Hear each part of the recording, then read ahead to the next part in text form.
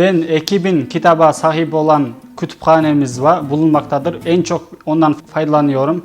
Ayrıca kampüsümüzde Kırgızistan'da en büyük olan cami bulunmaktadır. Orada ben uygulamalarımı yapabiliyorum. Bizim bölümümüzde ayrıca formasyon dersleri verilmektedir ve de bizim bölümümüzde çift anadolu programı açılmaktadır. Başarılı olan öğrenciler İslam bilimleri ve din bilimleri derslerini alarak 2 diplomaya sahip olabilmektedirler. Biz üniversite çapındaki tüm sosyal, ilmi, kültürel faaliyetlere aktif olarak katılıyoruz ve de o spor faaliyetlerinde bizim öğrenciler başarılı olmuştur, madalyalar kazanmıştır. Benim üniversitem burada yani yeterli kadarıyla bize imkanlar vermiştir.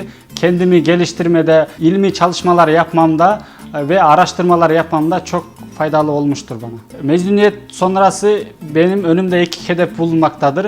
Birisi özel sektörlerde, devlet kurumlarında çalışmak ve de kendi alanımda akademisyen olarak yüksek lisans ve doktora yapmayı planlıyorum. Sevgili üniversite adayları, bizim bölümümüzde kendi alanını yetiştirmek için tüm imkanlar bulunmaktadır. Öğrenciden sadece bir şey istenmektedir. Bu fırsatları değerlendirerek kendisini geliştirmektir. Sevgili öğrenciler, siz dinler arası farklılıkları öğrenmek istiyorsanız, farklı kültürleri öğrenmek istiyorsanız ve de Kırgızistan'ın tabiatını öğrenmek istiyorsanız, yüksek kalitede eğitim görmek istiyorsanız, Kırgızistan Türkiye Manas Üniversitesi İlahiyat Fakültesi Din Bilimleri Bölümü sizin içindir. Şimdiden sınava girecek arkadaşlara başarılar diliyorum.